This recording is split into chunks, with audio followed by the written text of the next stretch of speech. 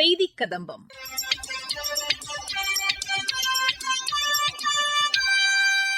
இன்றைய செய்தி கதம்பத்தில் சேலம் மாவட்டத்தில் மத்திய அரசு வேளாண் உள்கட்டமைப்பு திட்ட நிதியின் கீழ் விவசாயிகளுக்கு வழங்கப்படும் வட்டி மானியம் குறித்த தகவல், தருமபுரி மாவட்டத்தில் வேளாண் அறிவியல் நிலையத்தில் தேசிய விவசாயிகள் தினம் கொண்டாடப்பட்டது குறித்த தகவல், திருச்சி மாவட்டத்தில் வளர்ந்த பாரத வேலைவாய்ப்பு மற்றும் வாழ்வாதார ஊரக உறுதியளிப்பு சட்டம் பற்றிய தகவல் மற்றும் மத்திய அரசின் சமூக வலைதள பதிவுகள் இடம்பெறுகின்றன.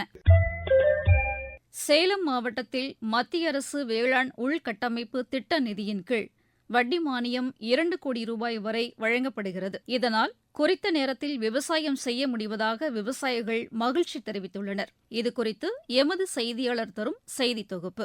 உழுதுண்டு வாழ்வாரே வாழ்வார், மற்றெல்லாம் தொழுதுண்டு பின் செல்பவர் என்கிறார் திருவள்ளுவர். உழுதவன் கணக்கு பார்த்தால் உழக்கு கூட மிஞ்சாது என்பார்கள். எனினும் உழைப்பை கணக்கின்றி செலுத்தும் உழவர்களின் வாழ்க்கை தரம் மேம்பட மத்திய அரசு பல்வேறு நலத்திட்டங்களை செயல்படுத்தி வருகிறது. வேளாண் உள்கட்டமைப்பு திட்ட நிதியின் கீழ் விவசாயிகள் வேளாண் உற்பத்தியாளர் நிறுவனங்கள் சேமிப்பு கிடங்குகள், குளிர்பதன கிடங்குகள் அமைக்கவும், எண்ணெய் ஆலை, அரவை இயந்திரங்கள் வாங்க கூடுதல் பிணையம் ஏதுமின்றி வட்டி மானியமாக 2 கோடி ரூபாய் வரை வழங்கப்படுகிறது. இதற்கெல்லாம் முத்தாய்ப்பாக விவசாயிகளுக்கு அவர்களுக்கு தேவைப்படும் நேரத்தில் பயிர்க்கடன் வழங்குவதை மத்திய அரசு உறுதி செய்துள்ளது. இதன் ஒரு பகுதியாக சேலம் மாவட்டத்தின் முன்னோடி வங்கியான பாரத ஸ்டேட் வங்கி விவசாயிகளுக்கு உரிய நேரத்தில் பயிர்க்கடன் வழங்கி சாதனை படைத்து வருகிறது. சேலம், கள்ளக்குறிச்சி, விழுப்புரம் உள்ளிட்ட 8 மாவட்டங்களை உள்ளடக்கிய சேலம் மண்டல பாரத ஸ்டேட் வங்கி சார்பில் நடப்பாண்டில் 5 லட்சத்திற்கும் மேற்பட்ட விவசாயிகளுக்கு 13,000 கோடி ரூபாய் கடன் வழங்கி சாதனை படைத்திருப்பதாக கூறுகிறார் துணை பொது மேலாளர் பாலானந்த். 216 கிளைகள் இருக்கு. நம்ம பயிர் கடன்கள் 5,10,000 பேருக்கு கிட்ட பயிர் கடன் கொடுத்துருக்கோம். கிட்டத்தட்ட ஒரு 13,000 கோடி கிட்ட வருது. எங்களுடைய ஏஓடைய டோட்டல் பிசினஸ்ல அக்ரி போர்ட்ஃபோலியோ நான் சொன்ன மாதிரி 13,000 crore. Almost 30% of our entire portfolio agri portfolio தான். ஸோ ஒரு முக்கியமான ஒரு அணுகுமுறையா இருக்கு. எங்களுக்கு நான் சொன்ன மாதிரி 216 பிரான்ச் இருக்கு. அதுல அக்ரி கமர்ஷியல் பிரான்ச்ன்றே 140 ஸ்பெஷலைஸ்டு பிரான்ச் இருக்கு. உரிய நேரத்தில் கடன் கிடைப்பதால் விவசாயிகள் கந்து வட்டிக்கு கடன் வாங்குவது தவிர்க்கப்படுகிறது. உரிய நேரத்தில் பயிர்க்கடனை திரும்ப செலுத்தும் விவசாயிகளுக்கு மத்திய அரசின் சார்பில் 3% வட்டி மானியமாக வழங்கப்படுகிறது. இதனால் குறித்த நேரத்தில் விவசாய பணிகளை செய்ய முடிவதாக விவசாயிகள் மகிழ்ச்சி தெரிவித்தனர். லோனை வாங்கி எங்களுக்கு இப்போ விவசாயத்துக்கு நிலத்து போர் போட்டோம், மோட்டார் வாங்கினோம், காடு லெவல் பண்ணோம். ஸ்டேட் பேங்க் லோன் வாங்கினதால எங்களுக்கு பெரிய ஒரு வரப்பிரசாதம். எங்களுக்கு அது இல்லைன்னா பெரிய சிரமத்துக்கு உண்டாயிருக்கணும்.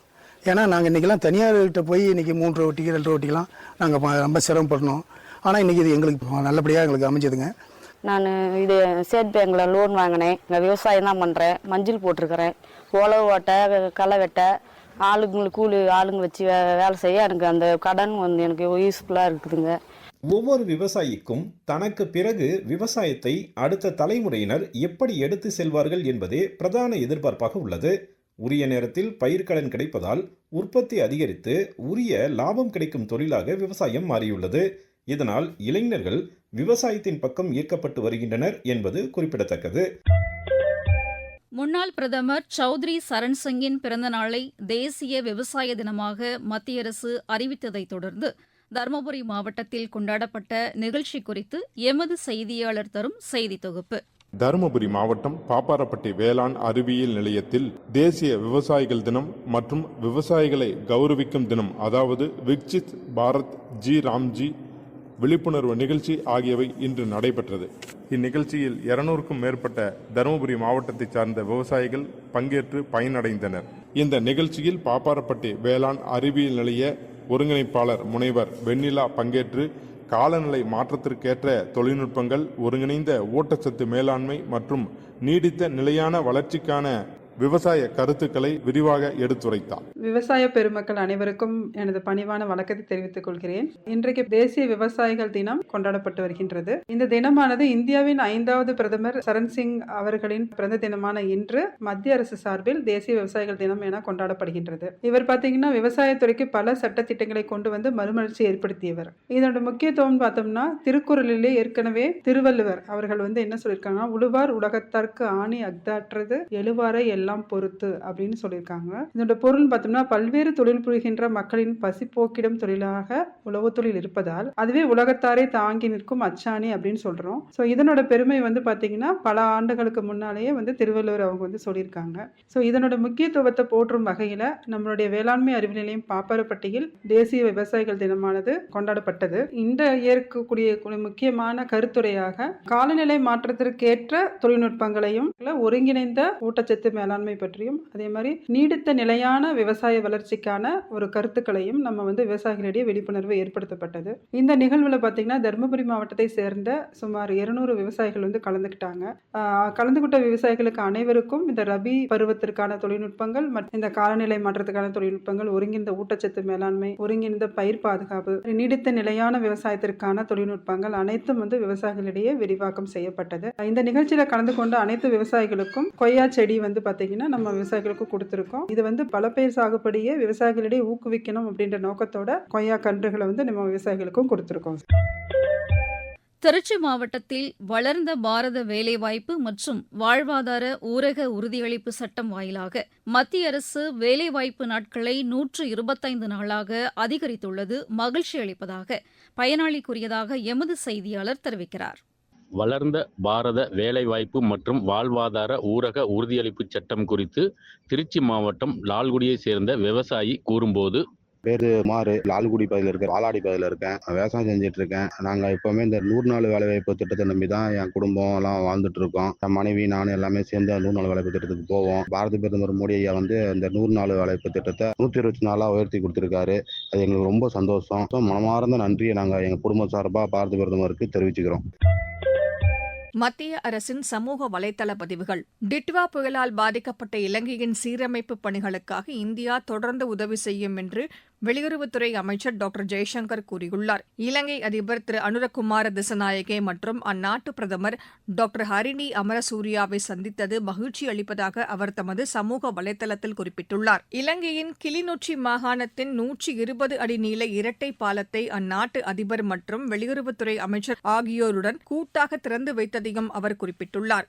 ஆபரேஷன் சாகர் பந்து திட்டத்தின் ஒரு பகுதியாக 110 டன் எடையுள்ள இந்த பாலம் இந்தியாவிலிருந்து விமானம் மூலம் கொண்டுவரப்பட்டதாக கூறியுள்ளார். இந்த புதிய பாலம் கிளிநொச்சி மாகாண மக்களின் பயண வசதியையும் சமூக பொருளாதார முன்னேற்றத்தை மேம்படுத்தும் என்றும் டாக்டர் ஜெய்சங்கர் கூறியுள்ளார். முன்னாள் பிரதமர் சௌத்ரி சரண் சிங்கின் பிறந்த நாள் தேசிய விவசாயிகள் தினமாக அனுசரிக்கப்படுகிறது. இந்நாளையொட்டி மத்திய வேளாண் அமைச்சர் திரு சிவராஜ் சிங் சௌஹான் வெளியிட்டுள்ள சமூக வலைதள பதிவில், விவசாயிகளின் அர்ப்பணிப்பு மற்றும் கடின உழைப்பின் எதிரொலி நமது ஒவ்வொரு மூச்சிலும் இருப்பதாக கூறியுள்ளார். இந்த விவசாயிகள் தினத்தன்று அனைத்து விவசாய சகோதர சகோதரிகளுக்கும் தமது வாழ்த்துக்களை தெரிவித்துக் கொள்வதாக அவர் கூறியுள்ளார். நாட்டின் மொத்த உணவு தானிய உற்பத்தி 357 மில்லியன் டன்னாக இருக்கும் என மதிப்பிடப்பட்டுள்ளதாக மத்திய வேளாண் அமைச்சகம் கூறியுள்ளது. இது கடந்த ஆண்டுடன் ஒப்பிடுகையில் 7.65% அதிகம் என்றும் 2014-15 ஆண்டுடன் ஒப்பிடுகையில் நாட்டின் உணவு தானிய உற்பத்தி 42% உயர்ந்துள்ளதாகவும் அது குறிப்பிட்டுள்ளது. இந்திய கடற்படையின் முன்னோடியான பாய்மரக் கப்பலான INSV கவுண்டின்யா தனது முதல் வெளிநாட்டு பயணத்தை வரும் 29ஆம் தேதி முதல் தொடங்க இருப்பதாக மத்திய பாதுகாப்பு அமைச்சகம் தெரிவித்துள்ளது. இந்த கப்பல் தனது முதற்கட்ட பயணத்தை குஜராத்தின் போர் பந்தரிலிருந்து ஓமான் தலைநகர் மஸ்கட் வரை மேற்கொள்ள இருப்பதாக அது குறிப்பிட்டுள்ளது. நாட்டின் பழங்கால கப்பல் கட்டும் மற்றும் கடல் பயண மரபுகளை மீட்டெடுக்க உருவாக்கப்பட்டுள்ளதாக அந்த அமைச்சகம் வெளியிட்டுள்ள செய்திக்குறிப்பில் தெரிவிக்கப்பட்டுள்ளது. பழங்காலத்தில் இந்தியாவிலிருந்து தென்கிழக்கு ஆசியாவிற்கு பயணம் செய்ததாக நம்பப்படும் கவுண்டின்யா என்ற புகழ்பெற்ற கடற்பயணியின் பெயரில் இந்த கப்பல் பெயரிடப்பட்டுள்ளதாக கூறியுள்ளது. இது இந்தியா ஒரு முக்கியமான கடல்சார் நாடாக விளங்கிய வரலாற்று பெருமையை பிரதிபலிப்பதாக அந்த அமைச்சகம் கூறியுள்ளது.